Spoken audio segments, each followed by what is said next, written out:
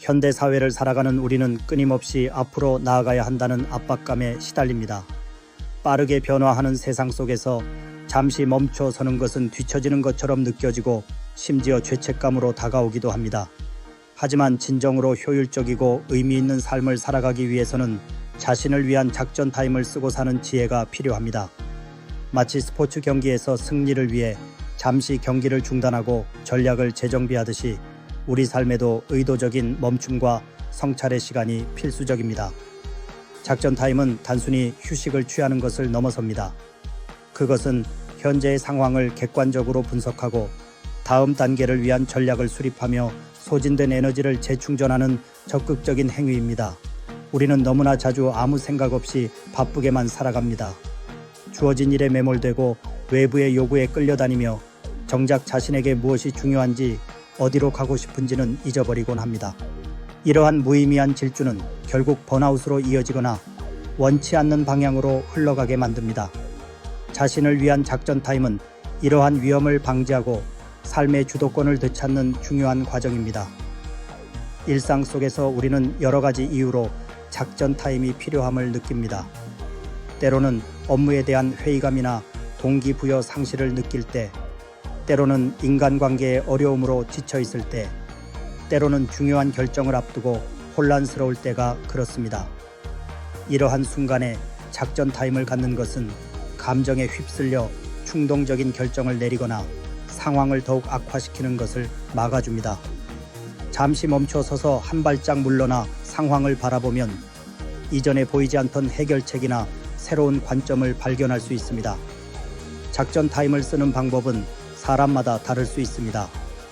어떤 이에게는 조용한 곳에서 명상을 하는 것이 효과적일 수 있고, 다른 이에게는 자연 속을 걷거나 좋아하는 취미에 몰두하는 것이 더 나을 수 있습니다.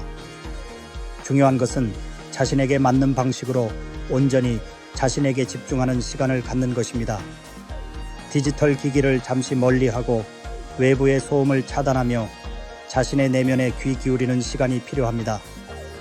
이 시간 동안 우리는 자신의 감정을 있는 그대로 인정하고 지난 시간을 돌아보며 성과와 실패를 분석하고 미래에 대한 계획을 다시 세울 수 있습니다. 예를 들어 직장인이라면 프로젝트가 끝난 후 다음 프로젝트에 돌입하기 전에 짧은 휴가를 내거나 주말 중 하루는 일과 관련된 모든 생각에서 벗어나 온전히 휴식을 취하는 시간을 가질 수 있습니다. 학생이라면 시험 기간이 끝난 후 다음 학기를 시작하기 전에 자신이 무엇을 배우고 싶고 어떤 목표를 쓸지 조용히 고민하는 시간을 가질 수 있습니다.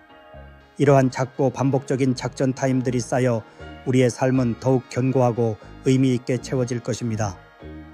자신을 위한 작전 타임을 쓰는 것은 결코 시간을 낭비하는 것이 아닙니다. 오히려 이는 미래를 위한 가장 현명한 투자입니다.